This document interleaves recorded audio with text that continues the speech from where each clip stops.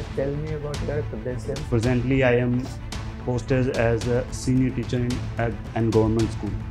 आपकी भाषा जो है वो विदेशी है, आप कैसे इंडियन कल्चर और आर्ट को प्रमोट कर पाएंगे? मल्टीलैंग्वेजलिज्म को बढ़ावा देने के लिए ये आवश्यक है कि हम सारी भाषाओं का समावेश करें. मुझे 2 एग्जांपल्स बता दो जो एडजेक्टिव्स एंड एडवर्ब्स दोनों. Fast and slow. Drama will evoke 2 kinds of feelings in the audience. What are those feelings? One is pity and another one is fear. अच्छे से पढ़ पा रहे हैं उसको थोड़ा आप डिस्क्राइब करेंगे कि उसमें क्या क्या चीज़ है? जिस सब्जेक्ट को अपन पढ़ रहे हैं उसमें हमको सबसे कम बोरियत महसूस हो और हमारा इंटरेस्ट उसमें बढ़ता रहे.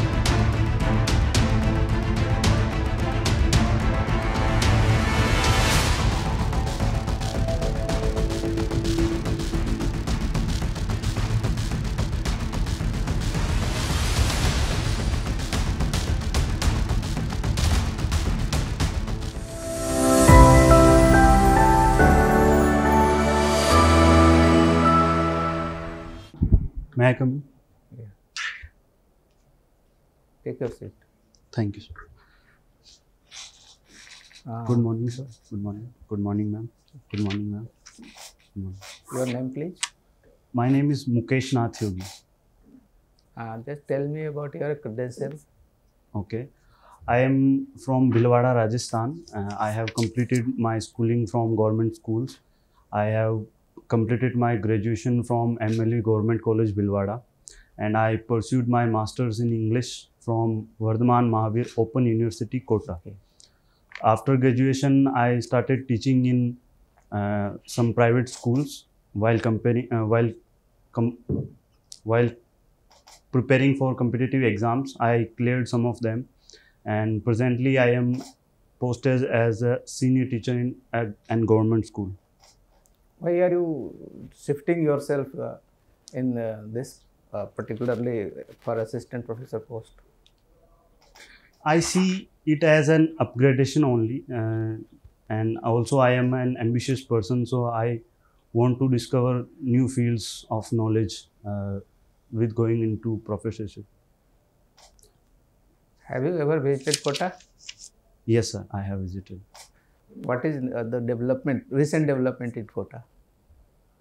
The architecture is being developed more in the Kota. The big statues of different cultural programs are also placed in the heritage.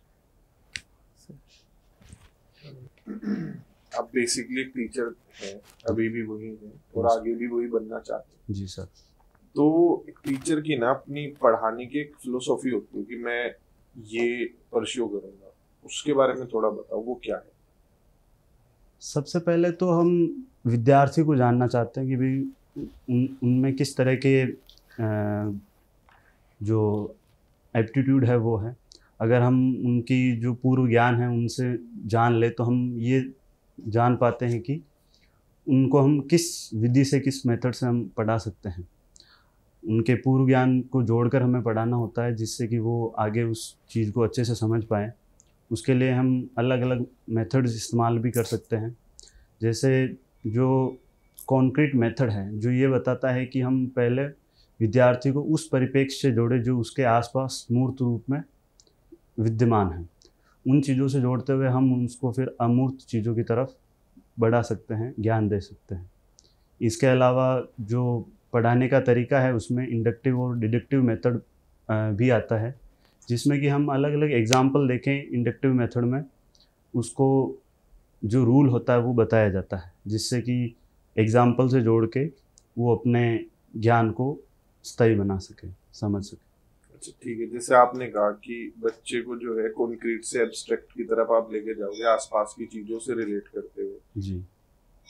अब हमारी जो राष्ट्रीय शिक्षा नीति है वो ये चाहती है और उसमें ये क्लियरली मेंशन भी है कि हम अपने इंडियन लैंग्वेजेस को प्रमोट करेंगे, आर्ट और कल्चर जो इंडियन है उसे प्रमोट करेंगे. तो बीइंग एन इंग्लिश टीचर और आपकी भाषा जो है वो विदेशी है, आप कैसे इंडियन कल्चर और आर्ट को प्रमोट कर पाओगे?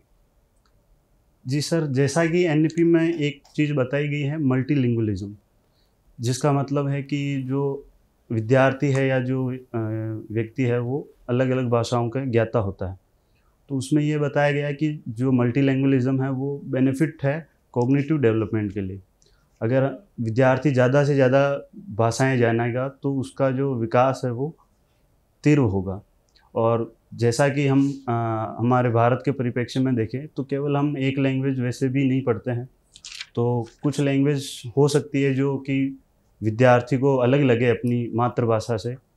तो मल्टीलैंग्वेलिज्म को बढ़ावा देने के लिए ये आवश्यक है कि हम सारी भाषाओं का समावेश करें, और अंग्रेजी भी हम उनमें से एक मान सही है। सकते हैं। हम पढ़ रहे हैं इंग्लिश पढ़ाते हुए आप इंडियन कल्चर, आर्ट और इसे कैसे प्रमोट कर पाओगे?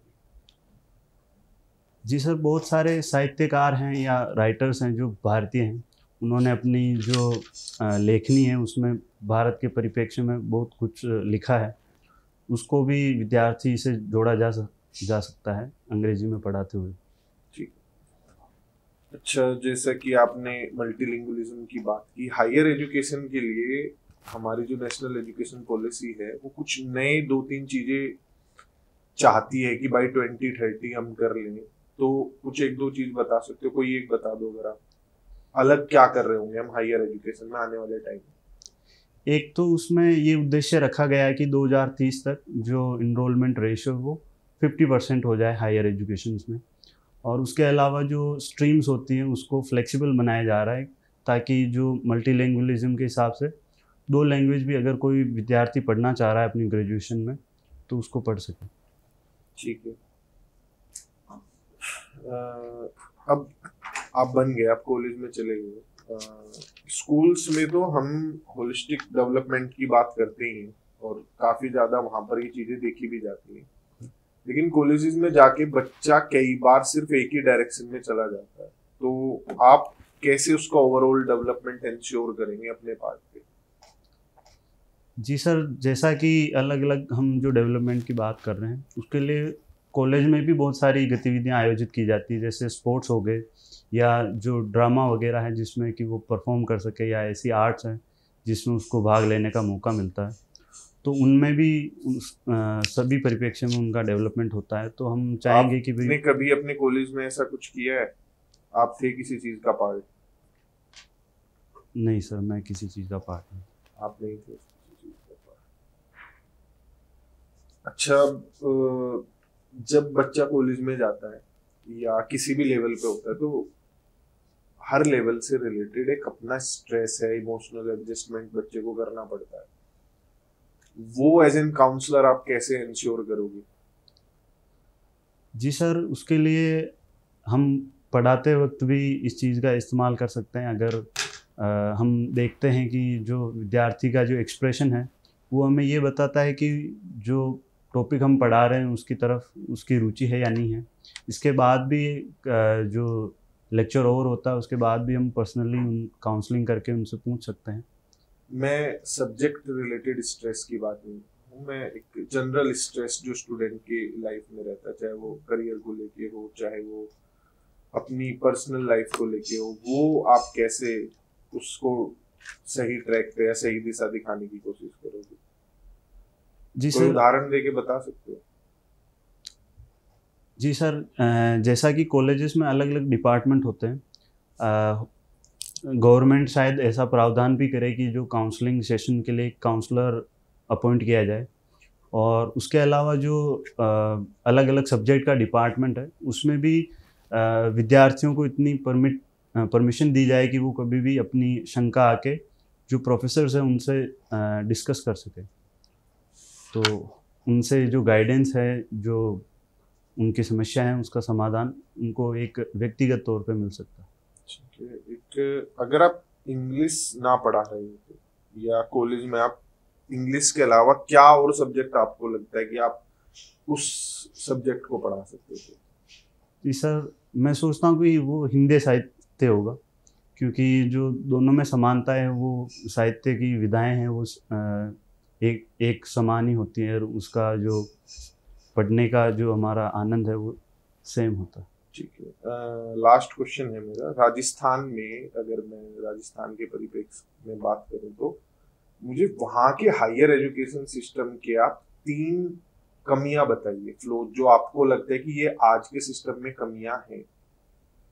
जी, एक तो जैसा हम देखते हैं कि जो विद्यार्थी है वो कॉलेज में एडमिशन लेते ही वो कक्षाओं में निरंतर नहीं रहता है, जो उसका अटेंडेंस होता है वो उतना नहीं होता है। तो उसके लिए सरकार को कुछ नियम बाध्यताएं देनी चाहिए ताकि वो रेगुलर रहे क्लासेस में। उसके अलावा जो स्पोर्ट्स वगैरह है जिसमें कि ज़्यादा बढ़ावा देना चाहिए विद्यार्थियों को, जो सभी प्रकार के स्पोर्ट्स में जा सकें। और जो परफॉर्मिंग आर्ट्स है उसके लिए भी अलग अलग सब्जेक्ट टीचर नियुक्त किया जाना चाहिए। तो ये चेंजेस मुझे लगता है कि होने चाहिए, कमियां मैं देखता हूँ उनको। Thank you. Okay, how many alphabets are there in English language? It's 24 alphabets. 24. Sorry, 26 alphabets. Are you sure? Yes, ma'am. The last I checked, alphabet is a collection of 26 letters. Yes. So, Yes, ma'am. Alphabet is one, and the letters are 26. okay, perfect. Since you are already in service, तो आप grammar से day to day life में deal कर ही रहे होगे। जी। आप मुझे बता सकते हो कॉग्नेट नाउन कौन से नाउन्स होते हैं? Cognate nouns. हाँ जी। Sorry, ma'am. I haven't. अच्छा, read. मैं आपको एक एग्जांपल देती हूँ। He laughed a hearty laugh. तो इसमें कॉग्नेट नाउन कहाँ पे होता है? He laughed A hearty laugh. a hearty laugh. Sorry, ma'am. Nouns की पोजीशनिंग कहाँ पे होती है?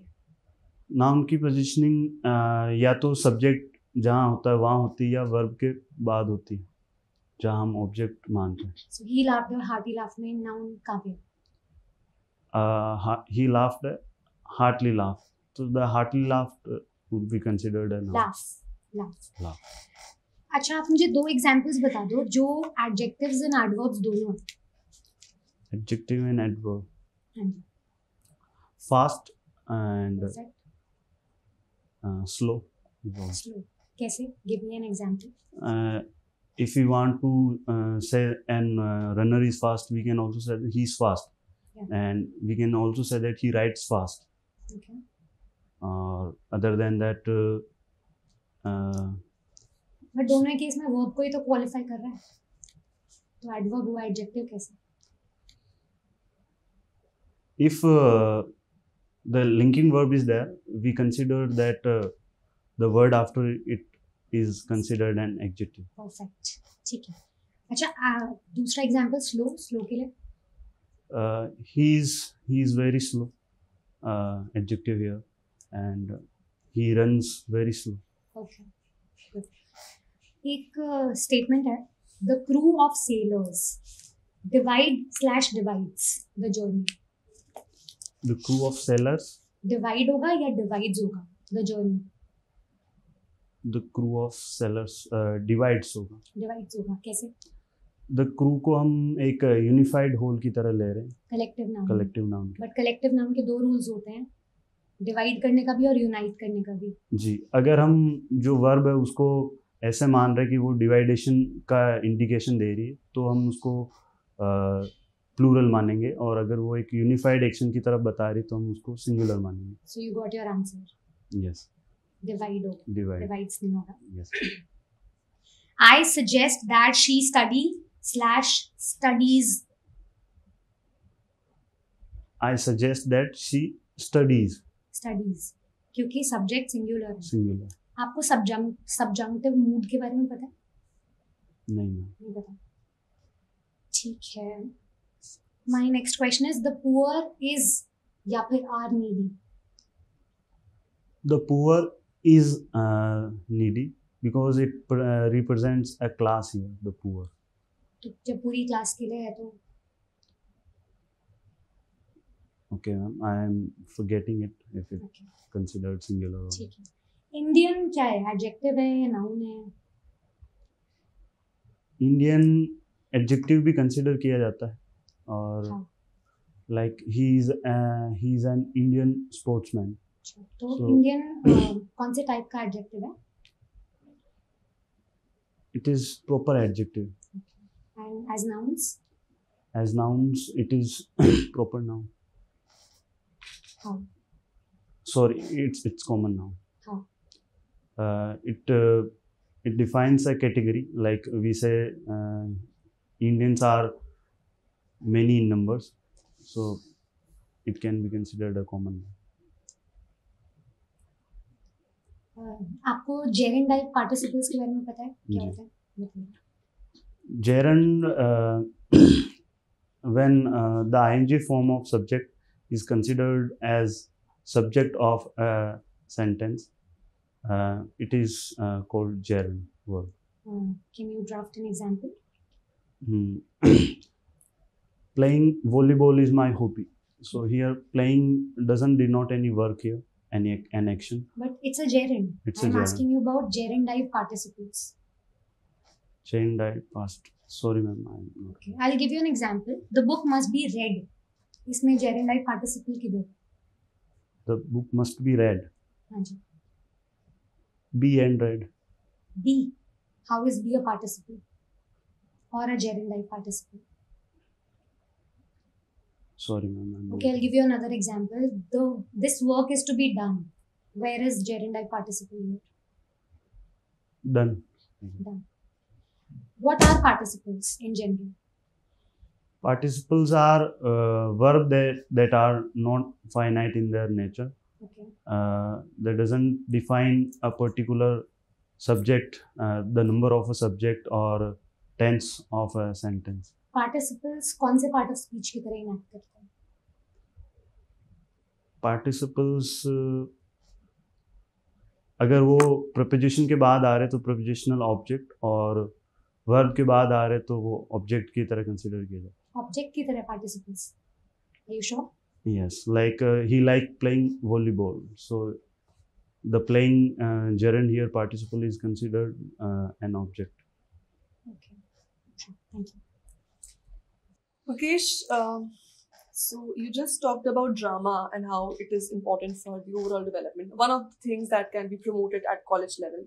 Yeah. Aristotle in his Poetics had talked about the importance of drama in an ideal state.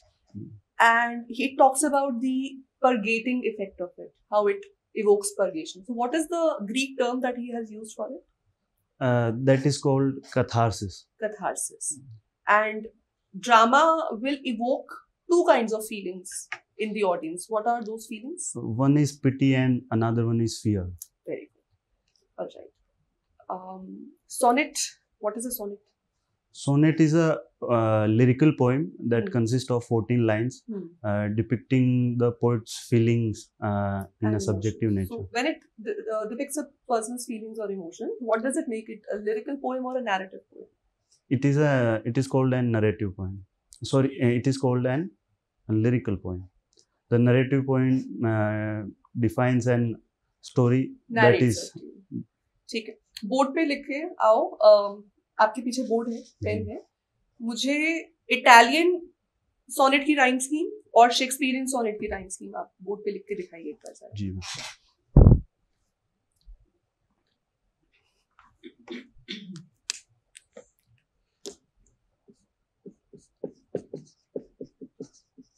The Italian rhyme scheme.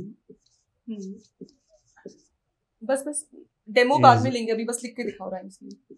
ABA,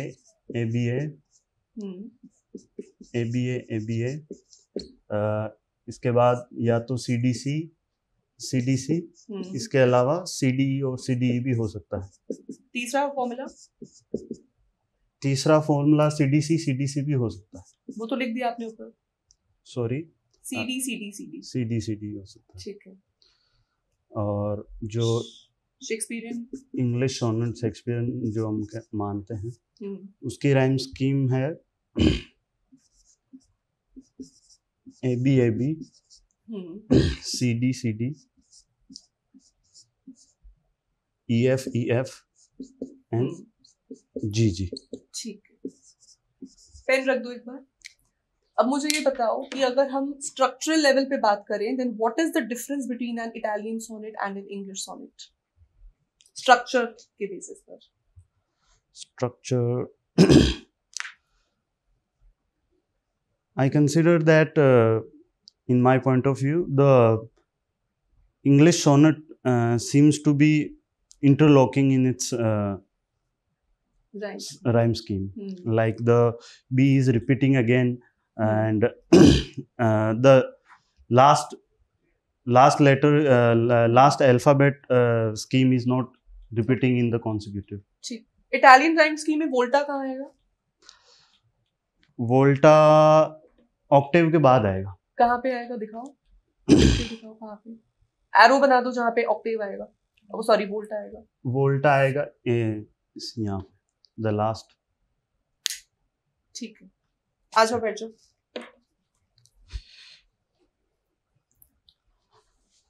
Who is known as the father of English satire? Samuel Johnson. Samuel Johnson. उसी generation के एक author हैं, कौन से पहले थे. He's a neoclassical author. Sorry ma'am, I'm not able to recall. Which is the first mock epic poem of English literature? Mock epic poem. This is Alexander Pope की Rape of the Lockheads, one of the greatest examples. First कौन सी थी? Sorry ma'am, I'm not able. ठीक है. Why are the romantic poets known as the poets of nature? In their poetry, they describe a certain type of subject matter which is connected to the depiction of nature. Firstly, they describe the whole scenery around us, the natural scenes, and in that sense, they are called nature poets. But also, they were greatly inspired by the French Revolution, liberty, equality, fraternity, and most of them were politically active also. Yes. Why do you think they chose nature as their subject matter?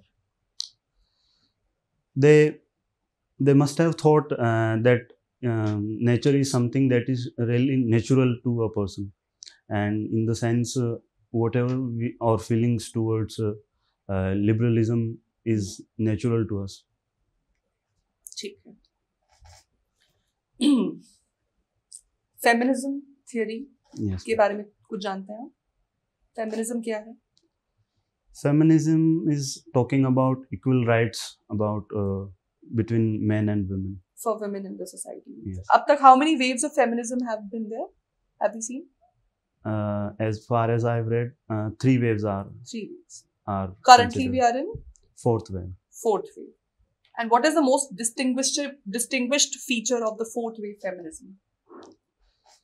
The 4th wave not only talks about the political rights or other rights, it talks about the equality in every sense, whether it is नहीं, but वो तो second wave feminism में. Political rights का तो first wave feminism में था, early 20th century. yes. Equal working rights ये हम second wave feminism में देख चुके हैं 1960s 70s में. वो तो पुरानी बात हो गई. Yes. 4th wave feminism 21st century के feminism में ऐसा क्या खास है जो 20th century के feminism में नहीं था? In my opinion, it has become more inclusive, like other than female, the other genders मैं are. आपको वो भी करेक्ट कर देती हूँ. इंक्लूसिवनेस थर्ड वेव फेमिनिज्म में आ गई थी 1990s में, जब ब्लैक फेमिनिज्म, लेस्बियन फेमिनिज्म और क्वीयर थ्योरी का डेवलपमेंट हुआ था. जी मैम. आपके फोन में कौन कौन सी ऐप चलाते हो मुकेश? जी ma'am. The shopping apps and educational apps. और social media? Social media as well. Social media में आपने हैशटैग मीटू मूवमेंट के बारे में सुना था? Yes ma'am. That is a very clear example of fourth wave feminism. So the role of social media is the most characteristic feature of fourth wave feminism. Okay. ठीक है. Who was the first Indian to win a Nobel Prize in literature? Rabindranath Tagore is Tagore. the first one. And he won the award for which work? Gitanjali. Geetanjali तो बंगाली में था, तो English में कैसे मिल गया? It was translated in English. And what was the English translation called? The songs, the offering of songs. Song offerings. Songs. Award किस year में मिला था? 1930. 1930. जैसे कि आपने खुद बताया कि आप अगर अंग्रेजी साहित्य नहीं पढ़ रहे होते तो हिंदी में साहित्य पढ़ते, और शायद हिंदी में साहित्य पढ़ाना आसान भी हो जाता जी एक गांव के बच्चे को, देहात के बच्चे को। और राजस्थान जो खुद अपना कल्चरली भी काफी डेंस स्टेट है और मेजरली एक हिंदी स्पीकिंग पॉपुलेशन बहुत हाई है वहां पर, हेवी है।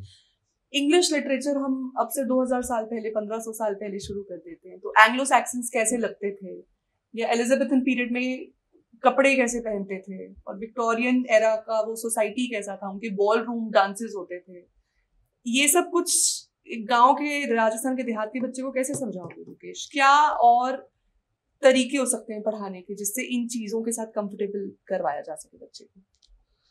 The modern ICTs have introduced smart board in the colleges.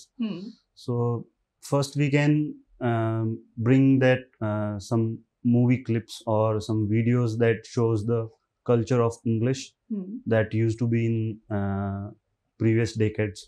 Right. And when the students will see it, he can acknowledge it, how their culture was. ठीक है। अच्छा, अभी सर आपसे वो पूछ रहे थे ना, आप मल्टीलिंगुअलिज्म की बात कर रहे हैं जी तो एक 3 लैंग्वेज फॉर्मूला इंट्रोड्यूस किया गया था इंडिया में जी जब इंडिया भी नया नया आजाद हुआ था, तो 3 लैंग्वेज फॉर्मूला जी। वो किस कमीशन के अंडर हुआ था लॉन्च?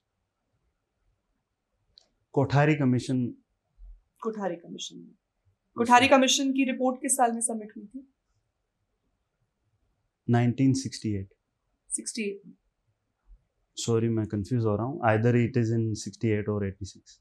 68 और 86, ठीक है। And what is the 3 language formula exactly? मतलब कौन सी 3 लैंग्वेजेस रहेंगी? फर्स्ट लैंग्वेज जो उसकी मदर टंग हो वो, ठीक है। दूसरी जो हिंदी और इंग्लिश में से कोई हो, और तीसरी कोई ट्रेडिशनल लैंग्वेज हो।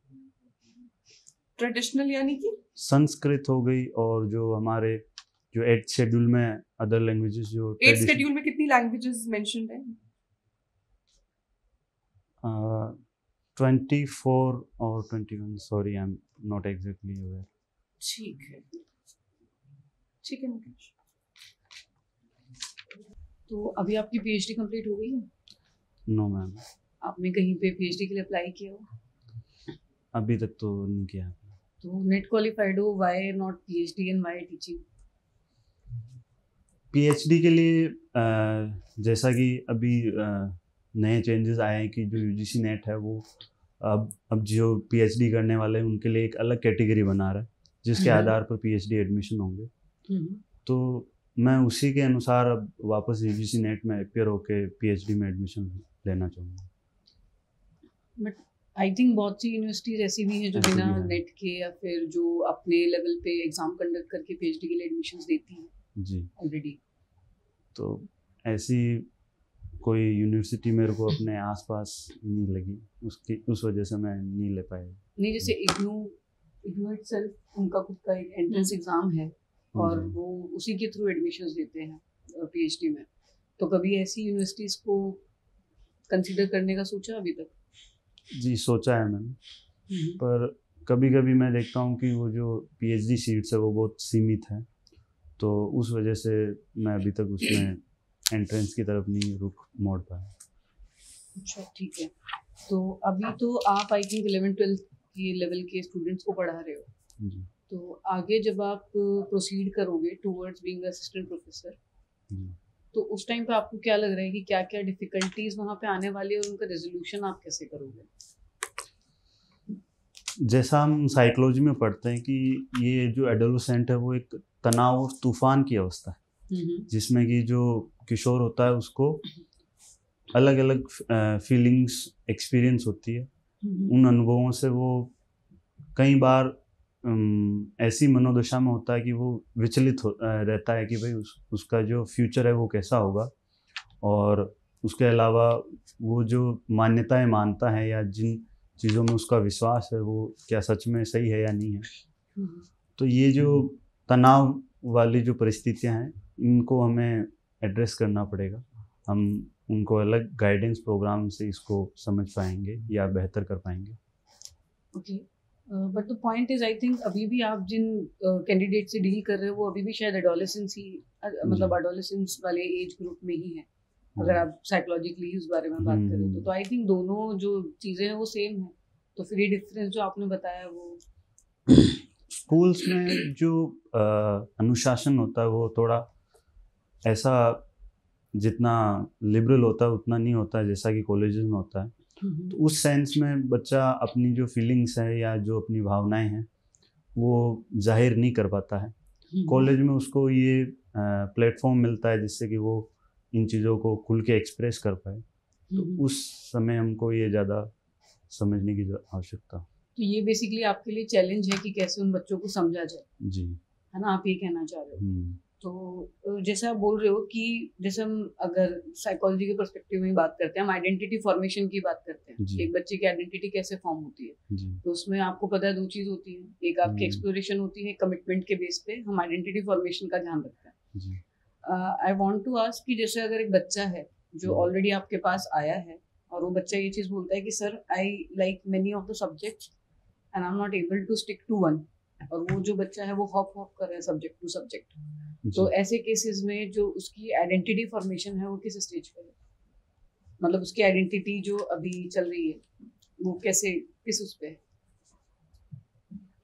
सॉरी मैम, मैं एग्जैक्टली नहीं जानता कि कौन सा। इसको हम बेसिकली आइडेंटिटी मोरालिटी के नाम से बोलते हैं, क्योंकि वो बेसिकली कहीं पे कमिट नहीं कर पा रहा है प्रॉपरली और वो बहुत ज़्यादा एक्सप्लोर कर रहा है। तो ऐसे केसेस में आइडेंटिटी फॉर्मेशन नहीं हो पाती ना प्रॉपर। जी ठीक है, तो ये उसका पार्ट है। और आइडेंटिटी फॉर्मेशन का पार्ट है कि व्हाट आई एम, मेरे को क्या करना है। ठीक है, अब ऐसा अगर बच्चा आएगा तो फिर उसको आप कैसे डील करोगे? How will you tell that person कि this should be your approach, या आपको ऐसे इस सब्जेक्ट को देखना है, या आपको कैसे इसको और ज़्यादा मतलब फर्म डिसीजन कैसे ले बच्चा उस स्टेट में? क्योंकि ऑब्वियसली आप वहाँ पर उनके एक एजुकेशनल सेटअप में तो आप ही उनके गार्जियन रहोगे, तो आपके पास ही आने वाले हैं कहीं ना कहीं। तो उस टाइम पे आप क्या बोलोगे उन्हें? ये सुझाव दिया जा सकता है कि आप किसी सब्जेक्ट को न्यूनतम 6 महीने पढ़ें। अगर आपको लगता है कि आप उसमें उतनी ही रुचि से उसको आगे पढ़ पा रहे हैं तब आपको वो सब्जेक्ट की तरफ जाना चाहिए, ऐसा मेरा मानना है। और सब्जेक्ट चॉइस करने की अगर हम बात करते हैं तो वहाँ पे क्राइटेरिया क्या दोगे आप फिर एक स्टूडेंट को, कि क्या क्या क्राइटेरिया वो रखे सब्जेक्ट को चूज करने में? तो आपने बोला कि अच्छे से पढ़ पा रहे हैं, अब अच्छे से पढ़ पा रहे हैं उसको एक बार आप डिस्क्राइब करेंगे कि उसमें क्या क्या चीज़ है, कंपोनेंट क्या हो गए वो अच्छे से पढ़ने वाले पॉइंट के, मोटिवेशन के प्रॉपर? एक तो हम जिसको कहते हैं कंसिस्टेंसी की, जिस सब्जेक्ट को अपन पढ़ रहे हैं उसमें हमको सबसे कम बोरियत महसूस हो और हमारा इंटरेस्ट उसमें बढ़ता जाए। इसके अलावा जैसे जो अलग अलग तरह के एग्ज़ाम्स या टेस्ट होते हैं जो कि एक एप्टीट्यूड को जांच करते हैं, उसमें भी वो अपनी विषय की ज्ञान की या विषय की जो रुचि है उसको पुख्ता प्रमाणित कर सकता है कि वो जो रुचि उसमें है वो क्या वास्तव में उसका वो एप्टीट्यूड है या नहीं, उससे पता कर सकता है। ठीक है, कमिंग टू द टीचिंग जो आप वहाँ पर जाके करने वाले हो, आप ये बता सकते हो कि ऐसे कोई 4 कैरेक्टरिस्टिक्स जो आप लिस्ट कर सकते हो जो इफेक्टिव टीचिंग के लिए नेसेसरी है एक क्लास में, और specifically from a discipline perspective also, क्योंकि ऑफलाइन क्लासेस में you have to maintain that discipline as well कि कैसे बच्चों को डील करना है। एज यू आर टेलिंग कि वहाँ पर थोड़ा लीनियंसी होती है, रूल्स रेगुलेशन कम होते हैं, तो उस टाइम पे फिर आप क्या ऐसी 4 चीज़ आपको लगती है जो होनी नेसेसरी है एक टीचर के अंदर? कौन सी ऐसी 4 क्वालिटीज़ है? जी, एक तो मैं मानता हूँ कि जो सेल्फ मोटिवेशन है वो सबसे इम्पोर्टेंट है। अगर जो विद्यार्थी है वो स्वयं में अभिप्रेरित है कि उसको कोई विषय सीखना है या कोई टॉपिक समझना है तो उसमें उसकी रुचि रहेगी, तो उसमें अनुशासन के लिए कोई बाध्यता नहीं होगी। तो हमें सबसे पहले विद्यार्थियों का पार्टिसिपेशन है वो सुनिश्चित करना चाहिए कि टॉपिक उनको ऐसा लगे कि उनकी रुचि उसमें बढ़े। उसके अलावा हम ये डिसाइड करें कि जो कम्युनिकेशन है वो वन वे ना हो। जो टॉपिक या जो विषय हम पढ़ाना चाहते हैं उसमें साइमल्टेनियसली विद्यार्थियों का जो ओपिनियन है या जो वो जितना उस चीज़ को समझ पाए हैं उसको भी डिस्कस किया जाना चाहिए, जिससे कि जो विद्यार्थी है, जो कॉलेज स्टूडेंट है, वो उसको अच्छे से समझ पाए और अपना भागीदारी सुनिश्चित कर सके। इसके अलावा कुछ ऐसे प्रोजेक्ट वर्क्स हो सकते हैं, कुछ रिसर्च टॉपिक्स हो सकते हैं जो हम उनको प्रदान करें, वो खुद अपना अनुसंधान से उसमें ज़्यादा बेहतर बन पाए। तो अभी मैं ये 3 ही बता सकता जैसे कि हूँ। आपने भी रिसर्च के बारे में बोला, तो I would like to ask कि जैसे हर एक सब्जेक्ट में कुछ पर्टिकुलर क्या कहते हैं, कुछ मेथोडोलॉजी होती है जो हम फॉलो करते हैं रिसर्च के लिए ना। जी। एक मेथोडोलॉजी हर जगह पे नहीं चलती। जी। तो अगर हम इंग्लिश की बात करें आपके सब्जेक्ट की, तो वहाँ पर कौन से ऐसे मेथड्स हैं जो रिसर्च में यूज़ किए जाते हैं? जी, मुझे लगता है जो साहित्य की खोज का जो मेथड है, लिटरेचर रिव्यू जो हम कहते हैं, वो दूसरे विषयों से इसमें ज़्यादा कारगर साबित होता है, क्योंकि हम जिस टॉपिक पे रिसर्च करना चाहते हैं वो अगर साहित्य से जुड़ा हुआ है, तो जितना हम उसमें रिसर्च करेंगे उतना हमको उसका प्रभावी रिजल्ट मिलेगा। इसके अलावा मेरे दिमाग में भी कुछ नहीं। पर आई थिंक लिटरेचर रिव्यू तो किसी भी सब्जेक्ट में अगर आप रिसर्च करते हो जी। तो वो आपका एक स्टेप ऑफ रिसर्च में आ जाता है जी। Literature review. क्योंकि इनिशियली जब भी आप एक हाइपोथेसिस लेके चलते हो तो पहले आप एनालाइज करते हो कि कितना लिटरेचर ऑलरेडी अवेलेबल है। तो इंग्लिश में और बाकी सब्जेक्ट में डिफरेंस क्या हो गया दोनों चीज़ों का?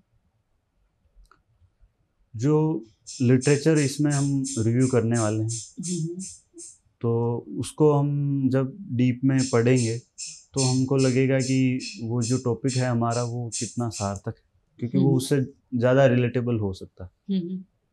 इस नज़रिए से लिटरेचर रिव्यू इसमें इम्पोर्टेंट ज़्यादा हो सकता और अगर हम बात करें डेटा कलेक्शन की, है। तो इंग्लिश की रिसर्च में डेटा कलेक्शन में जो हमारे सोर्सेज होते हैं वो कौन से कंसीडर होंगे?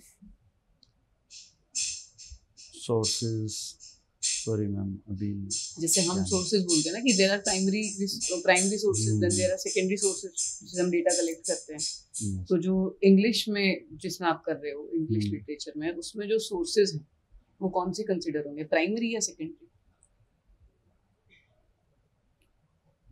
प्राइमरी और सेकेंडरी दोनों ही कंसीडर किए जा सकते हैं।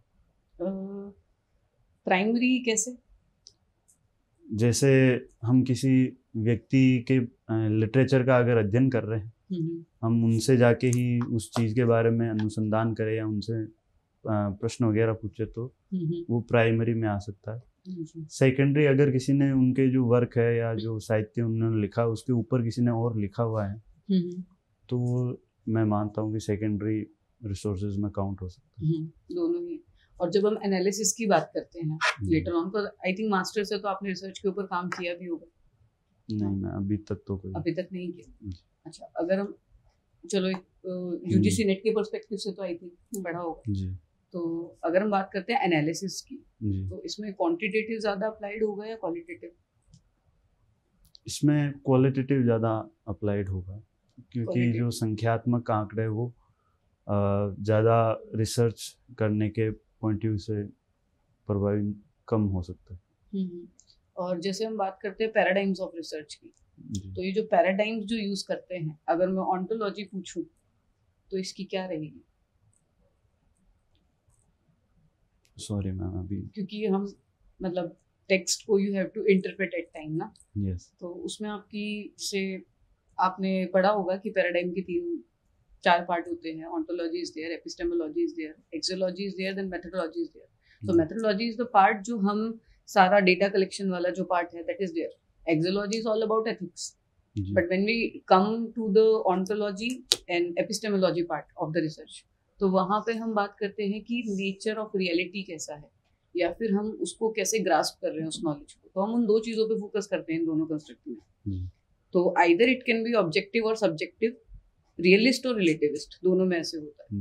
तो अभी मैंने पूरा आपको डिफाइन कर दिया ये वाला पार्ट। तो व्हाट डू यू थिंक कि जो आपका इंग्लिश वाला पार्ट है ये इसमें कहाँ फॉल करेगा, सब्जेक्टिव पे, ऑब्जेक्टिव पे, या फिर आपका रिलेटिविस्ट पे और रियलिस्ट पे? जो सब्जेक्टिव और रिलेटिविस्ट है उसमें ये ज़्यादा डिसाइड किया जा सकता है। और कहीं ना कहीं इसको इंटरप्रेटिविस्ट वाला जो पैराडाइम है उसके अंदर भी आप अलाइन कर सकते हो अगर आप इंग्लिश में रिसर्च कर रहे हो। जी ठीक है। फिनोमेनोलॉजी का नाम सुना? फिनोमेनोलॉजी आपने पढ़ा है? नहीं ma'am. Let's keep it aside. तो हाँ, सो एक चीज़ और मेरे को पूछनी थी आपसे कि आपने CDP भी पढ़ी होगी शायद से। जी। तो जैसे हम बात करते हैं टीचिंग की, तो जो बेसिक मतलब ये बहुत बेसिक क्वेश्चन है आस्किंग कि जो आपका लेवल होता है, जैसे इनिशियल स्टार्ट होता है आपका नर्सरी से और ये सारा, जी। तो एक जो नर्सरी लेवल पे जो स्टूडेंट है या जो एक ग्रेजुएशन में जो स्टूडेंट है, उन दोनों को पढ़ाने के लिए जो टीचिंग की अप्रोच होगी, उन दोनों में टीचर को क्या मेजर डिफरेंस रखना पड़ेगा ताकि बच्चे की जो प्रॉपर साइकोलॉजिकल नीड है या जो एजुकेशनल नीड है आपकी, वो दोनों चीज़ें ही कवर हो? जी। तो शुरुआत में हम विद्यार्थियों को जो कॉन्क्रीट चीज़ें होती हैं उनसे हम जो इनिशियल क्लासेस है उसमें पढ़ा सकते हैं, और उनको हैंड टू हैंड एक्सपीरियंस के माध्यम से भी जो स्कूल के जो प्राइमरी स्टूडेंट्स होते हैं प्राइमरी क्लासेस के, उनको पढ़ाया जा सकता है। और जब कॉलेजेस में आते हैं तो हम ये मानते हैं कि जो अमूर्त चीज़ें हैं, एब्स्ट्रैक्ट कॉन्सेप्ट है, वो एब्स्ट्रैक्ट मेथड में उनको पढ़ाना उचित रहता है। और प्राइमरी क्लासेस में हमको जो कॉन्क्रीट चीज़ें हैं वो पहले पढ़ानी होती है, जिनसे कि वो उस नॉलेज को अच्छे से ग्रास्प कर पाए। हैंड्स टू ऑन एक्सपीरियंस हो गए, एनी प्रोजेक्ट्स हो गए जिसको कि वो अपना एक्टिविटी करके समझ पाए, वो डिफरेंस मेरे को लगता है। ओके, अगर हम ये जो आप बोल रहे हो कि एब्स्ट्रैक्ट और कॉन्क्रीट जो दो वर्ड आप यूज कर रहे हो, तो एक बच्चे की क्या पर्टिकुलर एज जो हम बोल सकते हैं कि कैसा जो आपका आई वुड से जो एज जहाँ से वो स्टार्ट होता है कि एक बच्चा मतलब बेसिकली आपका कॉन्क्रीट ऑब्स्ट्रैक्ट सीख रहा है अभी और उसके बाद वो अब्स्ट्रैक्ट वाले पार्ट पे जाएगा? तो 8 years एंड ऑनवर्ड्स हम ये कह सकते हैं कि वो एब्स्ट्रैक्ट कॉन्सेप्ट में समझना शुरू कर देता है। उससे पहले जो कॉन्क्रीट चीज़ें होती हैं, कॉन्क्रीट जो जिसको वो देख छू सकता है, उनके बारे में ज़्यादा विचार करता है।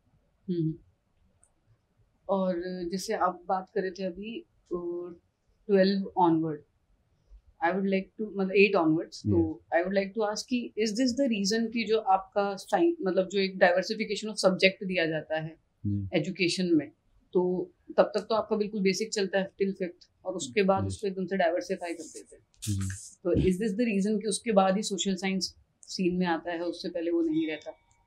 जी, क्योंकि बच्चा एब्स्ट्रैक्ट को नहीं समझ पाएगा उस टाइम पर। मेरे अनुमान में ये सही। ये फिनोमेना इस चीज़ को डिफाइन कर सकता है एजुकेशन पॉलिसी के हिसाब से?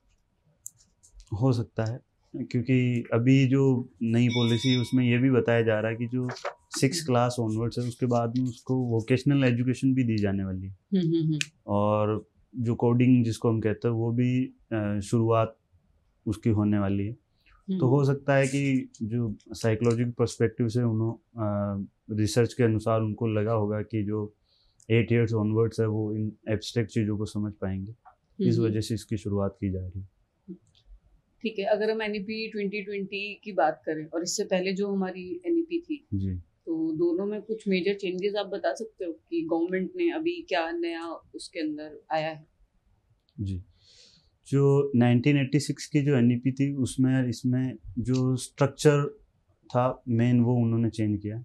जैसा पहले 10+2 वाला जो चलता था उसकी जगह अब प्रिपरेटरी स्टेज और ऐड कर दिया है, जो कि 3 साल पहली कक्षा से 3 साल पहले शुरू किया जाता है। जो 5 साल का पहले वो होगा, उसके बाद 3 साल का जो तीसरी कक्षा से शुरू होता है वो, और फिर वापस 3 साल जो 6 to 8 है वो, फिर 9 to 12 का 4th फेस और 4 साल का जो रखा गया है, वो स्ट्रक्चर चेंज सबसे बड़ा मैं मानता हूँ इसमें किया गया। इसके अलावा जो स्ट्रीम्स है जिनको कि बहुत ज़्यादा पहले रिजिड रखा गया था कि जो एक सब्जेक्ट या एक स्ट्रीम को पढ़ने वाला है वो निर्धारित जो सब्जेक्ट्स होती है उन्हीं को पढ़ सकता है, तो अब उसमें जो लिबरेशन है उस हिसाब से अगर कोई आर्ट्स पढ़ने वाला स्टूडेंट है तो हो सकता है उसका जो अगर फिजिक्स या केमिस्ट्री में इंटरेस्ट है तो वो उसके साथ वो सब्जेक्ट भी शुरू कर सकता है, या जो साइंस फैकल्टी वाला है उसको साहित्य पढ़ना है तो वो साहित्य भी उसके साथ पढ़ पाएगा। पर आपको नहीं लगता है कि क्या ये चीज़ का कुछ ड्रॉबैक हो सकता है इस चीज़ का, कि हम कोई भी सब्जेक्ट ऑप्ट कर सकते हैं? अभी तक हमारा स्ट्रीम के हिसाब से हम सब्जेक्ट उठाते थे, लेकिन अभी कुछ भी सब्जेक्ट हम ऑप्ट कर सकते हैं। जी मैम, इसका कोई ड्रॉबैक आपको नजर आता है? हो सकता है कि जो अनुशासन के पर्सपेक्टिव से हम, या जैसा हम स्कूल्स में मानते हैं कि भाई जो एक क्लास का स्टूडेंट है वो एक क्लास को पढ़ने के लिए उसी में रहे, तो अगर मान लो जो 10 स्टूडेंट्स ऐसे हैं जो एक सब्जेक्ट को पढ़ना चाह रहे हैं, 10 ऐसे हैं जो नहीं पढ़ना चाह रहे, तो उनके लिए अलग क्लासेस लगाने में या रिसोर्सेज का जो मैनेजमेंट करने में कुछ प्रॉब्लम्स आ सकते हैं। अच्छा, तो अभी मेरा क्वेश्चन ये है कि सपोज एक स्टूडेंट है, उसको जब सब्जेक्ट चूज करने वाली बात है तो उसने बायोलॉजी ले लिया, ठीक है, साथ में अकाउंट्स ले लिया है, इकोनॉमिक्स ले लिया है, फिर हिस्ट्री ले लिया है, तो ये जो बच्चा है ये टेक्निकली आपका कॉमर्स स्ट्रीम में भी चला गया है, ठीक है, और एक मैथ्स उसने ले लिया, वो मेडिकल स्ट्रीम से भी सब्जेक्ट है, देन ह्यूमैनिटी स्ट्रीम से भी सब्जेक्ट है, तो ये बच्चा जब आगे प्रोसीड करेगा तो क्या जैसे नीट का एग्जाम होता है या जितने भी एग्जाम्स आपके होते हैं गवर्नमेंट के कॉम्पिटिटिव, उनको जब ये अप्रोच करेगा और उनकी जो डिमांड होगी कि आपको फिजिक्स चाहिए साथ में या केमिस्ट्री चाहिए, तो उनको फुलफिल कर पाएगा? जी, ये भी एक बड़ी समस्या हमारे सामने देखी जाएगी, क्योंकि जो हम बेसिक क्राइटेरिया मानते हैं किसी एग्ज़ाम में कुछ सब्जेक्ट्स का, वो शायद फुलफिल नहीं हो पाएगा, और उसको शुरुआत से वो सारे सब्जेक्ट शायद पढ़ने पड़ेंगे जो उसने पहले ऑप्ट नहीं किया। और यूजुअली अगर एक छोटा बच्चा है उसको ये डिसीजन अगर दिया गया है जी, तो वो इतना मैच्योर नहीं हो पाए शायद कि भाई वो उसका आगे के पर्सपेक्टिव के हिसाब से सही सब्जेक्ट ले पाए। तो क्या आप इसको ड्रॉबैक मान रहे हो एक जी सिस्टम का? जी मुकेश, ये आपके आंसर जो भी आए अभी तक जी, उससे लग रहा है कि आप अपने को समझ नहीं पा रहे हो कि आप काउंसलर बनने जा रहे हो या टीचर बनने जा रहे हो। तो पहले तो ये आप ये बताइए कि आप टीचर बनने जा रहे हैं या काउंसलर बनने जा रहे हैं? जी सर, जैसा कि NEP 2020 है वो कह रही है कि टीचर का रोल एक फैसिलिटेटर के जैसा ही। अच्छा, उसको केवल सुविधाएं मुहैया करवानी है स्टूडेंट को, वो अपना नॉलेज खुद कंस्ट्रक्ट करेगा। तो एक तरह से टीचर की भूमिका मार्गदर्शक की तरफ ज़्यादा बढ़ रही है। दोनों में क्या डिफरेंस है काउंसलर एंड टीचर में? जी सर, अगर हम ट्रेडिशनल पर्सपेक्टिव में देखें तो टीचर कोई एक टॉपिक या कोई सब्जेक्ट पढ़ाने के रूप में माना जाता है, जबकि जो काउंसलर है वो उसके निजी मुद्दों या निजी समस्याओं के बारे में भी विद्यार्थी को परामर्श दे सकते हैं। ऐसी बात नहीं है, काउंसलर भी एक एकेडमिक लाइन में काम करते हैं, कंटेंट पे काम करते हैं, बट दोनों में बेसिक डिफरेंस क्या है? सॉरी सर, ऐसा कोई डिफरेंस बेसिकली क्या है, आप अगर टीचर हैं तो डिसीजन आपके हाथ में है कि क्या पढ़ाना है, और एज पर कैरिकुलम आपके हाथ में है, कैरिकुलम से पढ़ाना है आपको, ठीक है। लेकिन आप काउंसलर हैं तो आपको डाउट क्लियर करना है, बच्चा खुद पढ़ेगा आपके पास आएगा कि सर ये हमें नहीं समझ में आ रहा है, तब आप एज ए समझाएंगे उसको, फिर आप इवेलुएट ही करेंगे, ठीक है। लेकिन एक टीचर इवेलुएट भी करता है, कॉम्प्रिहेंसिव इवेल्युएशन भी और कंटिन्यूअस इवेल्युएशन, दोनों चलते रहता है टीचिंग में। तो आप एक टीचर बनने जा रहे हैं, अब बताइए टीचर बनने जा रहे हैं या काउंसलर बनने जा रहे हैं?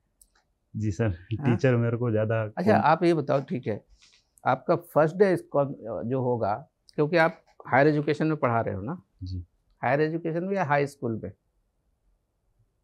हायर एजुकेशन है, अभी तो मैं हाई स्कूल में है ना, तो ऑलमोस्ट वो हायर एजुकेशन का ही बॉर्डर लाइन है जी। तो उसमें आप पढ़ा रहे हैं, आप सीधे आप कॉलेज में शिफ्ट करेंगे जी, है ना, +3 में या ग्रेजुएशन वाले कॉलेज में शिफ्ट करेंगे बैचलर लेवल पे। वो फर्स्ट डे आपका क्राइसिस का डे होगा या एक्साइटमेंट का डे होगा? मैं इसको एक्साइटमेंट का ज़्यादा मानूंगा। तो जाके आप क्या करेंगे फर्स्ट डे कैंपस में जाने के बाद? सबसे पहला काम क्या करेंगे? जी सर, मैं सबसे पहले जाके विद्यार्थियों को जानना चाहूँगा। किससे जानेंगे? कि शायद उनसे जो बातचीत है डिस्कशन करके। आप प्रिंसिपल से नहीं मिलेंगे? हाँ? जी सर, मेरे को एक्साइटमेंट उस चीज़ में ज़्यादा एक्साइटमेंट है, इतना भी एक्साइटमेंट नहीं होना चाहिए कि अपने जी बेसिक जो हमारा रोल है उसको, एक स्टूडेंट तक तो आपको पहुंचने में टाइम लगेगा ना। जी पहले तो आपको अपने फॉर्मेलिटीज़ पूरे करने होंगे, जाके वहाँ पे आपको वहाँ पे क्या क्या रूल्स रेगुलेशन है उसको समझना होगा। जी अच्छा ठीक है, चलो हम क्लासरूम में भी ले गए आपको, कोई जी बात सर, नहीं। हाँ। वहाँ जाके आप पहला काम क्या करेंगे?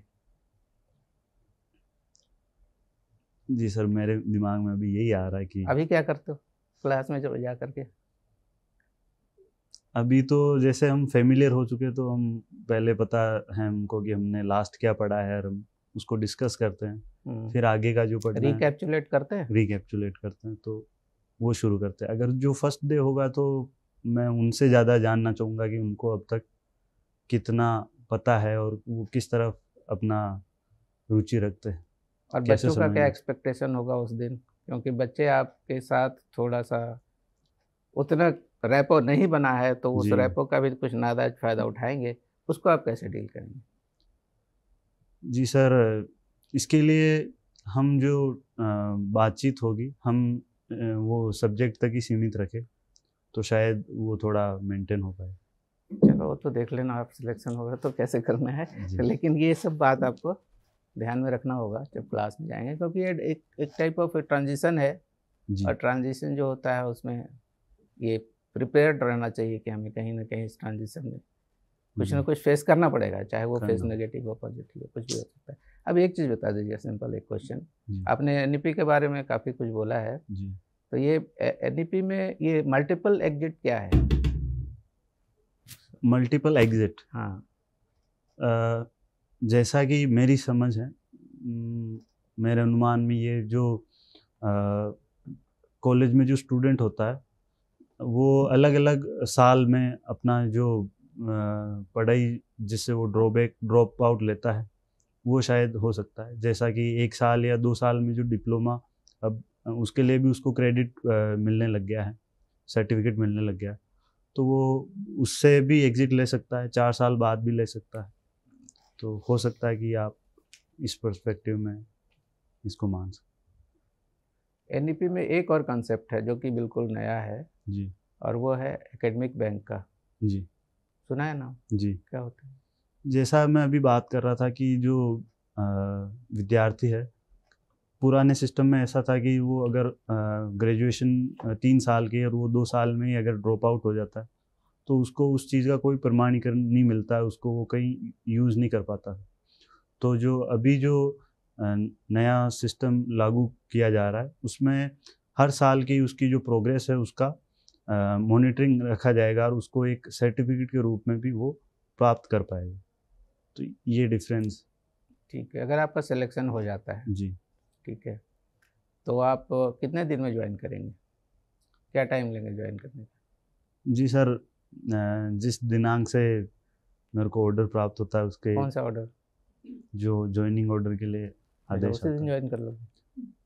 नहीं, उसके लिए तो कुछ फॉर्मेलिटीज़ मेरे को पूरी करनी पड़ेगी। अगर नेक्स्ट डे ही कंप्लीट हो रही है, तो मैं नेक्स्ट क्या डे। क्या फॉर्मेलिटीज होते हैं उसमें? आप एम्प्लॉयमेंट में हो? जी, तो जैसा अपने विभाग को हमें पूर्व सूचना देनी होती है, जिसके लिए हम एनओसी प्राप्त करते हैं, वो एनओसी हमको एक बार वापस लेनी पड़ती है जब हम विभाग छोड़ रहे हैं, तब वो पूरी करनी पड़ती है। और हम जो सेवा है उसका अगर त्याग करना चाह रहे हैं या फिर ट्रांसफ़र लेना चाह रहे हैं, उस हिसाब से भी हम फॉर्मेलिटीज़ करते हैं। 1 महीने लगेंगे? नहीं, 1 महीना तो नहीं लगेगा, नहीं। ठीक है। अब एक डेमो ले लेते हैं आपका। जी। तो आप अपने कुछ सोचा आपने, आप क्या पढ़ाना चाहेंगे? जी सर, मैं ग्रामर से सोच रहा हूँ। ठीक है, ग्रामर का topic active and passive voice. हम आपके स्टूडेंट्स हैं, ये क्लास है आपकी। जी मैम। ठीक है। Good morning students. जैसा कि हम पिछली क्लासेस में ग्रामर पढ़ते आए हैं, उसमें से कुछ नया टॉपिक हम आज पढ़ने वाले हैं। उससे पहले मैं ये चाहता हूँ कि आप जो मैं सेंटेंसेस यहाँ लिखने वाला हूँ, उसमें कुछ फ़र्क या क्या डिफरेंस आप फाइंड करते हैं, वो देख के हमें समझे और मुझे बताइए। जैसे मैं पहला सेंटेंस लिख रहा हूँ, I eat an apple. Second sentence में लिख रहा हूँ, an apple is eaten by me.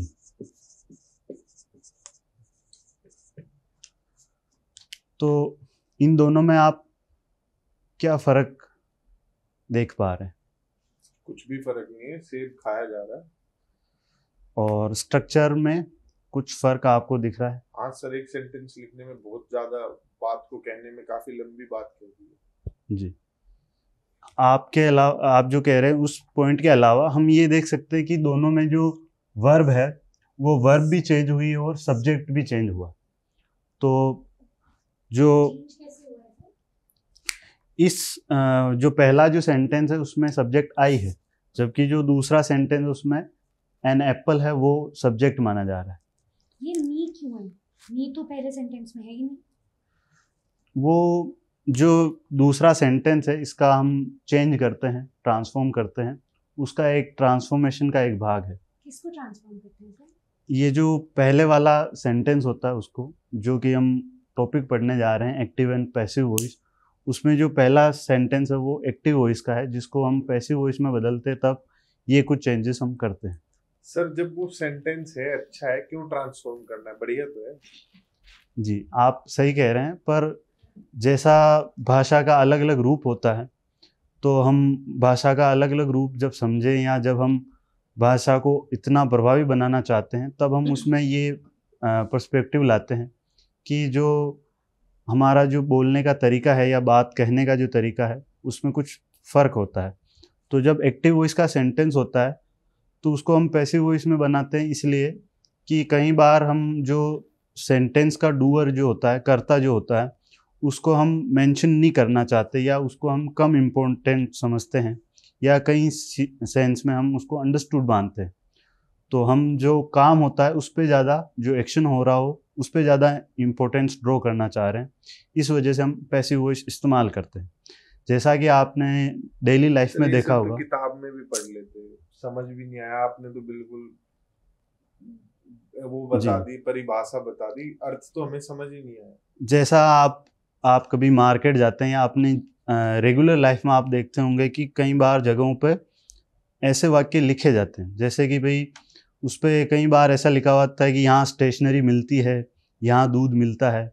तो वहाँ पे उस वाक्य में जो दुकानदार है वो ऐसे नहीं लिख रहा है कि मैं यहाँ दूध बेचता हूँ या मैं यहाँ स्टेशनरी बेचता हूँ। तो उसका पर्सपेक्टिव ये है कि भाई जो एक्शन है वो वहाँ ज़्यादा इम्पोर्टेंस है।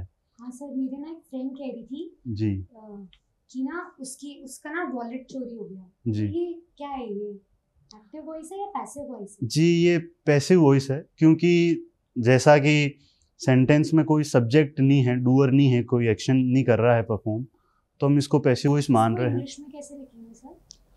इसका वॉलेट चोरी हो गया। तो अगर वो खुद के पर्सपेक्टिव से कहना चाह रही तब वो कह सकती है माय, उसका वॉलेट चोरी। ओके। और अगर वो कोई मेल है तो his wallet has been robed हम इस्तेमाल कर सकते हैं। सर वॉलेट में रोब्ड वर्ड आएगा कि स्टोलन वर्ड आएगा? डकैती हुई है वॉलेट की या? जी, इस हिसाब से हम ये मान सकते कि स्टोलन है वो यहाँ ज़्यादा अप्रोप्रिएट रहेगा। अच्छा सर, फिर इसका एक्टिव वॉइस क्या होगा? एक्टिव वॉइस अगर हम ऐसा सब्जेक्ट है जो अंडरस्टूड है या हमको पता नहीं है, तो उसके लिए हम समवन यूज़ कर सकते हैं कि भाई इनका जो वॉलेट किसी ने चुराया होगा, तो हम समवन को एक्शन परफॉर्म करता हुआ मान के। ठीक है आप आ जाओ, बैठ जाओ। देखो अब आपका इंटरव्यू का पार्ट तो ओवर हो गया जी, बट क्योंकि आप हमारे साथ जुड़े थे फीडबैक पॉइंट के लिए भी, जो बच्चे बाद में देखेंगे भी वो समझ भी पाएंगे। एक कंस्ट्रक्टिव फीडबैक हम देना चाहेंगे कि कौन सी चीज़ें जो हमने पूछी या जो हमें अच्छी लगी, बहुत जिन्हें आप आगे बढ़ा सकते हो। अगर कुछ थोड़ा बहुत नेगेटिव है जी, तो उसे आप चेंज कर लेंगे, ठीक है जी। तो सर आप हाँ सर, देखिए, एक क्वेश्चन मैंने पूछा था कि आपने कोटा विजिट किया, क्योंकि आपने कोटा ओपन यूनिवर्सिटी से किया है, तो जनरली ओपन यूनिवर्सिटी में कोई क्लास, रेगुलर क्लास नहीं होता है, लेकिन हम यूनिवर्सिटी विजिट करते हैं, एज ए स्टूडेंट विजिट करते हैं, और इच्छा भी होती है विजिट करने की। तो मैंने पूछा था आपसे कि have you ever visited Kota, और कोटा में अभी रिसेंट क्या हुए हैं, क्या क्या चेंज आए हैं। तो आपको पूरा ज्ञान होना चाहिए जोग्राफिकल एंड सोशल चेंजेज का ऑल्सो, और कुछ इंफ्रास्ट्रक्चरल चेंजेज के भी ऑल्सो ज्ञान होना। जैसे अभी कोटा का ही बात कर रहे हैं, तो कोटा में वो रिवर फ्रंट बना है जी, है ना, देखा होगा आपने कितना उसमें सारे कल्चर, आपने कल्चर के बारे में बात किया था, तो उसमें पूरे कल्चर समाये हुए राजस्थान के जी। तो आपको एटलीस्ट एज ए टीचर, क्योंकि माना जाता है कि टीचर के पास बहुत ज्ञान होता है, क्योंकि वो एक स्टूडेंट आपसे बहुत एक्सपेक्ट करते हैं, और अगर आप उनके एक्सपेक्टेशन को पूरा करते हैं, या मतलब माइंडसेट में एक्सपेक्टेशन उनका पूरा होता है, तो then they will consider you as a perfect teacher. Perfection तो कुछ भी नहीं होता, बट एक टीचर का परसेप्शन आता है वहाँ पे।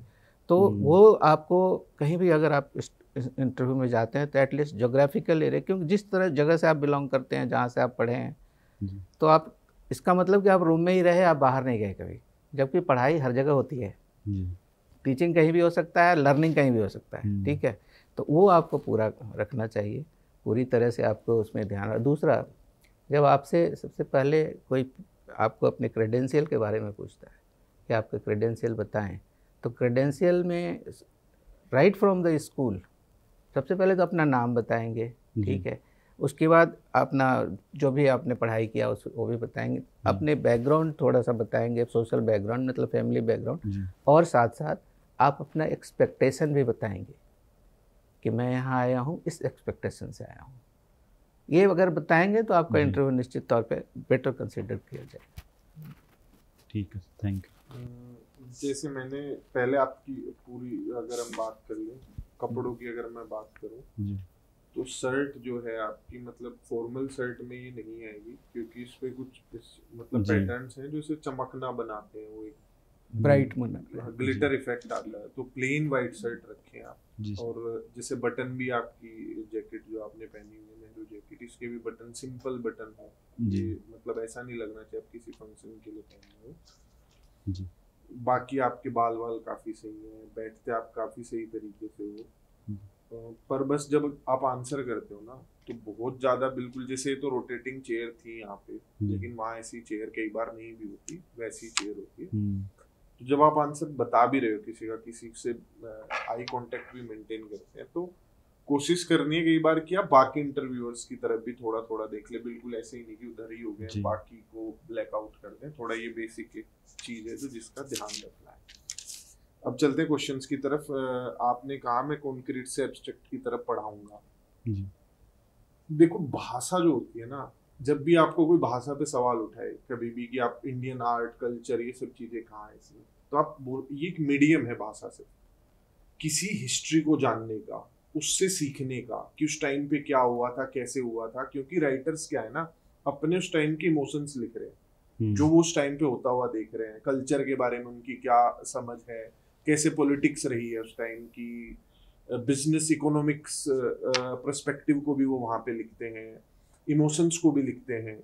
तो आप कभी भी ये चीज कोई आपको कहे ना कि इससे कल्चर कैसे प्रमोट होगा, ये सारी चीजें कैसे होंगी, तो अपने कल्चर को पढ़ाने का सिर्फ मतलब ये नहीं होता है कि हम सिर्फ बाहर की चीजों से आंखें ही बंद करके बैठ जाए। बिल्कुल, तो आप वहाँ के कल्चर को बताते हुए, यहाँ से रिलेट करते हुए कि देखो उस टाइम पे वहाँ ऐसा हो रहा था, वहाँ के ड्रामा में ऐसा था, तो हम लोग भी यहाँ पे ऐसा कर रहे थे।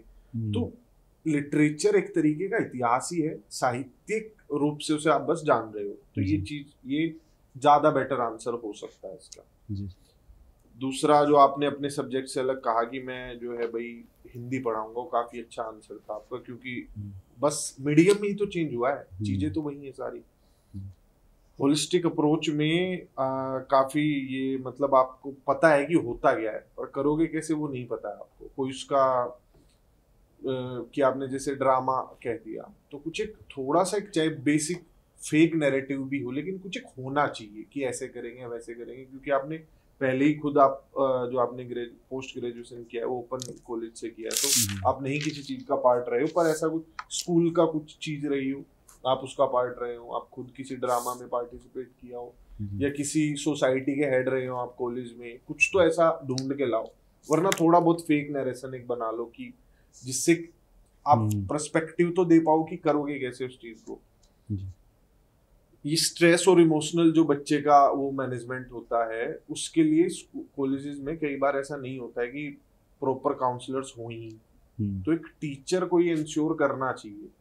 और उस पर आप बाद में बता भी रहे थे कि इस एज का बच्चा होता है, अलग अलग ख्याल आते हैं मन में, इच्छाएं आती हैं, थोड़ा कंफ्यूज्ड भी रहता है क्या करना चाहिए क्या नहीं करना चाहिए, बहुत तो मैंने जैसे आपको कोई उदाहरण दो आप कैसे करोगे, तो वो बताना चाहिए कि एक बच्चा है ग्रेजुएशन कर रहा है, अपने करियर को लेके थोड़ा नहीं सोच पा रहा है क्या करूं, परेशान है, तो आप उसे कहो कि मैं उसके साथ बैठूंगा और उन जिन जिन चीजों पे उसका इंटरेस्ट है उनके पॉजिटिव और नेगेटिव्स बताऊंगा, उनमें से उसकी क्या इच्छाएं हैं लाइफ को लेके और वो कहाँ ज्यादा बैलेंस्ड होंगी, उस हिसाब से उसकी हेल्प करूंगा। आपने बोला था एप्टीट्यूड टेस्ट यूज कर सकते हैं। हाँ, एप्टीट्यूड टेस्ट यूज कर सकते हैं। नेगेटिव्स एजुकेशन सिस्टम के, कुछ राजस्थान के एजुकेशन सिस्टम में आप क्या चेंजेस ला सकते हो, वो अटेंडेंस, स्पोर्ट्स और परफॉर्मिंग आर्ट्स, ये सब सही चीजें हैं। बस इन सब चीजों में ना आपको सारा सिस्टम पे सारी चीजें नहीं कि सिस्टम ऐसा हो जाए कि स्पोर्ट्स में इनाम मिलने लगे, स्पोर्ट्स की फैसिलिटी बहुत ज्यादा बढ़ जाए, परफॉर्मिंग आर्ट्स के टीचर आ जाएं, ये सब हम सिस्टम पे नहीं बोल सकते।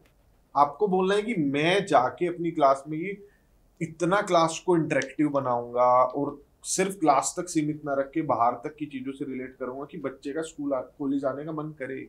मैं परफॉर्मिंग आर्ट्स तो आप खुद कराओगे, कोई ऐसे टीचर नहीं अलग से, कोई बिल्कुल ही कि भाई कोई अलग ही टीचर आपको एलोकेट हो जाए या प्रोफेसर एलोकेट हो जाए, ऐसी सुविधाएं हमेशा नहीं मिल पाती। तो आपको कहना है कि मैं अपने आप एक इनिशिएटिव लेके उस तीन चीजों को करूंगा कि ये सारी चीजें जो होलिस्टिक डेवलपमेंट है उसकी तरफ लेके जाऊं।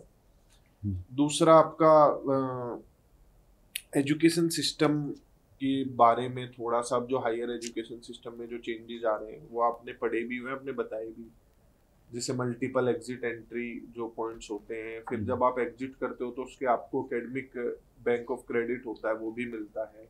ये सारी नई चीजें हैं और मुश्किल से 2 पेज की चीजें हैं नेशनल एजुकेशन पॉलिसी में, उन्हें जरूर पढ़ लेना, थोड़ा सा उससे आपको कॉन्फिडेंट फील होगा। और एक क्वेश्चन ये पक्का आएगा कि आप रिसर्च क्यों नहीं कर रहे हो, जॉब क्यों कर रहे हो, जो कि मैंने भी पूछा आपसे कि ना भाई रिसर्च करो, पढ़ाई करो, PhD स्कॉलर बन जाओ, प्रोफेसर क्यों बनना चाहते हो, तो वो चीज भी आपको थोड़ा सा उसका एक आंसर अपने मन में पहले से ही तैयार कर लो। इसका आंसर मैं एक हेल्प आपकी कर सकती हूँ। आप इसमें ये कह सकते हो कि जितने भी देश भर की जो आपकी स्टेट सेंट्रल यूनिवर्सिटीज हैं, प्रोबेशन कितने टाइम की है राजस्थान गवर्नमेंट में? 2 साल की। 2 साल की प्रोबेशन खत्म होने के बाद आप अगर रिसर्च में जाना चाहते हो तो आप एक प्रपोजल यूजीसी को भेज सकते हो और आपके कॉलेज के थ्रू वो प्रपोजल यूजीसी तक जाता है। आप कॉलेज के थ्रू 2 साल का स्टडी लीव लेकर अपनी रिसर्च कॉलेज में रहते हुए कर सकते हो। तो आप ये भी बोल सकते हो जी। इसमें पॉइंट मैं और इसमें शुरू करना ऐसे बेहतर रहता है कि कभी भी अगर मुझे एज ए टीचर मुझे कभी भी लगेगा कि मुझे मेरे नॉलेज बेस को एनहेंस करने की जरूरत है तो मैं बिल्कुल उसमें झिझकूंगा नहीं। मैं अगर मुझे फॉर्मली उस चीज को प्रोसीड करना है, जैसा जो रास्ता मैम ने बताया वो भी मैं अपना लूंगा, और साइड बाय साइड अगर मुझे लगता है कुछ चीजें मुझे अपने लेवल पर करते रहना है तो वो भी मैं करता रहूंगा, वो मैं मेरी लर्निंग में हमेशा रखूंगा। अभी थोड़ा एक दिक्कत एक यहाँ इस मुद्दे से एक बार मैं शुरू करती हूँ। मैम ने जैसे जो आपसे मैंने आपको जब अपनी फोन पे इनिशियली बात हुई थी तब भी आपको एक बात समझाई थी, हमें लगता है इंटरव्यू हमारे कंट्रोल में नहीं है, बट ऐसा नहीं है, इंटरव्यू हमारे कंट्रोल में होता है। आप जिस तरीके के आंसर्स बिगिनिंग में दोगे वहीं से डायरेक्शन निकलती है। मैम ने आपसे पूछा, जैसे मुझसे पूछा था कि आप ड्यू वगैरह से पढ़े हो, आपका नेट वगैरह क्वालिफाइड है, ये सब वो सब, आप क्यों हरियाणा के एक शहर में आके एक यूनिवर्सिटी, लोकल स्टेट यूनिवर्सिटी में, आपको तो कल को कोई बेटर यूनिवर्सिटी में जॉब मिल जाएगा, वहां चले जाओगे। तो ये एक मुद्दा उठ सकता है कि मैम ने आपसे पूछा कि रिसर्च में मन है, हाँ मैम है, वो एनरोलमेंट कम होता है तो मैंने सोचा नहीं, बट मैं चला जाऊं, बड़ा वेग था वो सारा। अपनी एक ट्रैजेक्टरी क्लियर रखो, वही आंसर देना, वहां पर कॉन्फिडेंस के साथ देना। या तो बोल दो कि मैम अभी फिलहाल मेरा रिसर्च में मन नहीं है, मैं अभी बहुत यंग एज में हूँ और राजस्थान गवर्नमेंट की तरफ से एक अच्छी अपॉर्चुनिटी है, मेरे पास पूरी क्वालिफिकेशंस हैं, मैं अपनी जॉब सिक्योर करके एजुकेशन की सिस्टम में घुस के मैं वहां की अंडरस्टैंडिंग रख के अपनी ग्रोथ को देखते हुए फिर मैं रिसर्च में जा सकता हूँ। और अब जैसे मैम ने आपसे फिर इतने, क्योंकि आपने बोल दिया हाँ मुझे रिसर्च में जाना ही है, मैं सोच ही रहा हूँ, तो मैम ने आपसे रिसर्च के इतने क्वेश्चंस पूछ लिए जो आपकी तैयारी नहीं थी। अगर आप मना कर देते तो उस डायरेक्शन में शायद क्वेश्चंस भी ना जाते, मैम आपसे दूसरी डायरेक्शन के क्वेश्चंस पूछ लेते। कंट्रोल में था आपके, बैक टू बैक 5-6 आंसर्स आप नहीं कर पाए, क्यों? क्योंकि आपने पहले बिना सोचे समझे हाँ बोल दिया। तो मैं यही तुम्हें बोल रही थी पहले से कि इंटरव्यू आपके हाथ में है, आप जो एक वर्ड भी बोलोगे वहीं से डायरेक्शन निकाल के सवाल बना लेंगे वो। ठीक है, एक बार शुरू से शुरू करते हैं। कपड़े वपड़े वाले सर ने सब बता दिए। एंजाइटी आपको है थोड़ी सी, मुझे पता थी, लेकिन धीरे धीरे आप कंफर्टेबल हुए। आपका बॉडी लैंग्वेज फिर भी अच्छा था। थोड़ा मेरा बस सजेशन है, पैर टैपिंग वैपिंग ये सब मत करना। हाथ मूव कर रहे थे अपने, हाथ रब कर रहे थे, वो एंजाइटी दिखा रहा था। तो फिजिटिंग वगैरह, पैरों की टैपिंग वगैरह मत करना। ठीक है, वहां पे इससे ज्यादा कंफर्टेबल चेयर होगी, थोड़ी अनकंफर्टेबल होती है ये वाली। वहां पे तो ऐसी वाली चेयर होगी, ऐसे करके मत बैठ जाना, ऐसे करके, जैसे बॉडी लैंग्वेज है ठीक था फिलहाल आपका। टोन आपकी बात, मैंने आपको एक और बात समझाई थी कि कोई क्वेश्चन आते ही आप फटाफट आंसर देने लग जाते हो, उस वजह से सोचते सोचते आंसर दे रहे होते हो। बात करते करते आपकी टोन ऐसे जाते जाते ऐसे लो में चली जाती है, लास्ट के 1-2 वर्ड्स तो मुंह में ही बोल रहे होते हो। उसका रीजन ये कि सोच के नहीं जवाब देते, सोचते सोचते लाइफ टाइम में जवाब बना रहे होते हो। कोई भी क्वेश्चन आए, टेक एटलीस्ट 2 सेकेंड्स का पॉज, एक आंसर या एटलीस्ट एक बिगिनिंग फॉर्मुलेट कर लो, देन स्टार्ट स्पीकिंग। और टोन एक ही रखनी है। तुम्हें पता बहुत कुछ है, मतलब मैं तुम्हारी नॉलेज को कम नहीं बोलूंगी, नॉलेज तुम्हारी अच्छी खासी हर फील्ड में है। एनईपी के बारे में भी क्वेश्चंस दे दिए, लिटरेचर के भी ठीक ठाक क्वेश्चंस दे दिए, ग्रामर भी अच्छे हाई लेवल के क्वेश्चंस थे, फिर भी तुमने ट्राई किया, दैट वाज गुड। बट अगर टोन लो चली गई, it will show lack of confidence. और नॉलेज यहाँ चेक ही नहीं कर रहे हैं इंटरव्यू में, कॉन्फिडेंस ही चेक कर रहे होंगे। तो टोन का ध्यान रखना है आपने। आई कांटेक्ट जब आप एंटर ही किए थे, एंटर करते ही कोशिश करो सबको देखकर एक आई कांटेक्ट सा रहे, सिर्फ 1-2 लोगों को देखकर ना रहे। पीएचडी वाले पॉइंट का थोड़ा कुछ बचाने वाला, हाँ ठीक है। ये मुझे अच्छी लगी आपने बात, जब भी कोई भी आप आंसर कर रहे थे, मैं मानता हूँ मेरे अनुमान में ये अच्छा वे है बोलने का, ये बहुत लोगों में नहीं होता है। जैसे sir I strongly believe, I personally believe that this is this shows assertion, this shows कि मैं असर्टिव हूँ वैसे। तो आपका बोलने का तरीका असर्टिव था, बट टोन असर्टिव नहीं थी। टोन को भी असर्टिव कर लोगे तो बहुत कमाल का इंटरव्यू जाएगा आपका, मुझे ऐसा लगता है। इसके अलावा मैम ने जो आपको क्वेश्चन एक पूछा था रिसर्च वाला, क्योंकि हम लिटरेचर की बात कर रहे हैं, लिटरेचर आइडियोलॉजिकल और एब्स्ट्रैक्ट ही होता है, ये आइडियाज पे बेस्ड है, तो इसलिए क्वालिटेटिव है। और मैम ने जो प्राइमरी और सेकेंडरी सोर्सेज की बात करी, लिटरेचर में प्राइमरी सोर्स हमारा टेक्स्ट हुआ। तो मान लो मैं हैमलेट पे रिसर्च कर रही हूँ कि उस प्ले में साइकोलॉजिकल डेप्थ क्या है, कैरेक्टर की पहली बार एक ऐसा कैरेक्टर बना जो साइकोलॉजिकली कॉम्प्लेक्स था, तो उसमें खास बात रिसर्च करनी है। हैमलेट का play itself is our primary text, उसके ऊपर जो क्रिटिकल वर्क लिखा है दैट इज द सेकेंडरी। तो आप बोलोगे दोनों का ही इंपॉर्टेंट रोल है, बिकॉज सेकेंडरी टेक्स्ट कमेंट्रीज के लिए इंपॉर्टेंट है, एनालिसिस के लिए इंपॉर्टेंट है, लेकिन उससे पहले भी हमें कुछ जरूरत रहती है। ठीक है, लैंग्वेज वाला जो सर ने पॉइंट बोला, इंग्लिश लैंग्वेज क्यों, तो सीधा सा आपने एक बात बोलने, sir India is a post colonial nation. हम जो भी हैं आज, हम हमारी कोलोनियल हिस्ट्री को नहीं भुला सकते। ठीक है, वो रेल पटरियां भी यहाँ हमें देकर गए हैं, टेलीग्राम भी देकर गए हैं, ये भाषा भी हमें दे गए, और गलत नहीं देकर गए सर, सही देकर गए हैं। क्योंकि इंडिया जैसे डाइवर्स नेशन में जहाँ हिंदी एक यूनिफाइंग लैंग्वेज का रोल नहीं प्ले कर पा रही है, इंग्लिश ने वो लैग को पूरा किया है, इसलिए हिंदी आज हमारी नेशनल लैंग्वेज भी नहीं है, it's just an official language. And 3 language formula जो आपने बताया वो था, वो नहीं था। 3 लैंग्वेज फॉर्मूला है इंग्लिश कंपलसरी, इसके अलावा आपकी एक मदर टंग जो आपकी नेटिव लैंग्वेज है, इसके अलावा जो नॉन हिंदी स्पीकिंग स्टेट्स हैं वहां पर हिंदी पढ़ाई जाए, और जो हिंदी स्पीकिंग स्टेट्स हैं वहां पर कोई दूसरी वर्नैक्युलर लैंग्वेज, जैसे कि हरियाणा में तेलुगु पढ़ा दी या वेस्ट बंगाल में उड़िया पढ़ा दी। ये 3 लैंग्वेज फॉर्मूला था। ठीक है,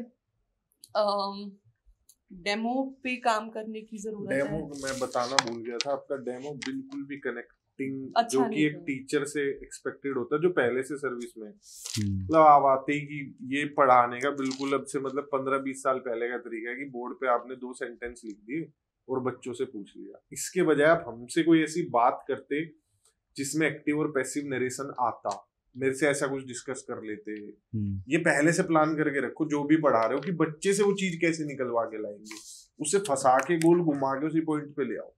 हम आपको घुमा के आपके टॉपिक से दूर ले गए, आपको घुमा के हमें वहां लेके आना था कि आप चलो आपके सामने कप रखा है, अभी अगर इससे आप कॉफी पियोगे तो कैसे बताओगे कि मैंने कॉफी पी, ठीक, कि घर पे जाके कैसे बताओगे, या अगर ये बात तुम्हें आयुष के बारे में बतानी हो, भाई स्टूडेंट के बारे में यदि तुमको बतानी है, तुम कैसे बताओगे, तुम थोड़े ये बोल सकते हो कि उसने कॉफी। तो ऐसे आपको मतलब ट्रांसफॉर्म करना कोई जैसे जरूरत से मतलब कोई ये वो नहीं है कि लैंग्वेज में जो हम ट्रांसफॉर्म करते हैं एक्टिव टू पैसिव, वो सब्जेक्ट की नीड है, करना पड़ता है, मजबूरी हो जाती है, लेकिन उसका कॉन्टेक्स्ट होता है कि कब हम एक्टिवली बोलते हैं, कब हम पैसिवली बोलते हैं। ये नहीं कि हम मजे के लिए कर रहे हैं या भाषा की सुंदरता के लिए कर रहे हैं, एस्थेटिक सेंस के लिए नहीं किया जाता है, ये मैसेज को करेक्टली कन्वे करने के लिए किया जाता है। तो आपने जैसा इंटरव्यू में पूरा बोला कि कॉन्क्रीट रखेंगे, रियलिस्टिक रखेंगे, सब चीजें, डेमो में आती हुई सब चीजें ये हुआ कि ये पढ़ी थी लेकिन मैं अप्लाई नहीं कर पा रहा हूँ कि कैसे कॉन्क्रीट वे में रियलिस्टिक होके पढ़ाया जाता है। बोर्ड पे बहुत ज्यादा आदमी ना भी जाए, बोर्ड पे तो बस जैसे आपने कोई पॉइंट लिख दिया जिससे कि हमें बाद में याद रहे, बच्चों को उस पर रिकॉल करना हो, कुछ बोर्ड पे लिखा हुआ है। ये एक चीज रखें कि बच्चों से कनेक्टेड होना है, बातचीत करनी है, और पूरा मतलब स्माइल के साथ कि चलो आपसे पूछता हूँ, अच्छा ये जैसे इन्होंने एक एग्जाम्पल दिया, आप क्या एग्जाम्पल देते आप बताओ, ऐसे अच्छे से बात करते। तो ये एक चीज रखेंगे, खासकर आप जा रहे हो जब आप कॉलेज लेवल पे, तो बच्चे भी थोड़े लिबरल होते हैं, फ्रैंक होते हैं, अच्छे से बात करते हैं, वो सब चीजों का डेमो में ध्यान रखें। वो सब भी डेट और लिखने हाँ होना तो चाहिए, डेट तो लिखा है बेसिक आपकी बोर्ड का जो एक वो है कि भाई हाँ कि नया साल शुरू हो गया है, कैसे चल रहे हैं आप सब लोगों का, न्यू ईयर कैसा रहा, अच्छा रहा, वहीं से कोई एग्जांपल बना लो, बोर्ड पे डेट लिख दी, बातों बात 9th को है ना इंटरव्यू, देखो उस दिन कोई इंटरनेशनल या नेशनल कोई डे पड़ रहा हो, 9 जनवरी, वो भी कर सकते हो, टॉपिक उठा सकते हो वहां से।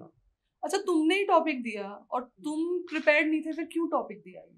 नहीं थे प्रिपेयर्ड, जैसे कि स्कूल मतलब एक जैसे अब से मैं मुझे 15 साल पहले एक जो डेमो देने का स्टाइल होता है ना, ये वो है कि मैकेनिकल जो थोड़ा नेचुरल, बस कॉन्वर्सेशन करनी। तो बाकी सब चीज़ें तो आई थिंक सर और मैम ने कवर कर दी है। कुछ चीज़ मैं ऐड करना चाहूँगी कि जब आप एंट्री लेते हो ना, तो बिफोर सिटिंग आप पूछो पहले गुड मॉर्निंग या गुड इवनिंग जो है आपका, वो ग्रीट करके then ask can I sit, and then जब बोलते हैं तो बैठो आप, फिर वो थोड़ा सा एक हाँ मे आई सिट वाला कैन आई सिट में, तो वो आप ऐसे करोगे तो थोड़ा ज़्यादा आपके जो एटिकेट्स है वो शो होंगे। दूसरी चीज़ थोड़ा सा हैंड मूवमेंट ज़रूरी है, ये बिल्कुल ऐसे रख के ना बैठे, एकदम इनफॉर्मल भी ना हो, बट जैसे हल्का बहुत, जैसे वी आर यूजिंग एक जो फॉर्मल हैंड मूवमेंट होते हैं, हैंड जेस्चर्स जो हम बोलते हैं, तो दैट शुड बी देयर।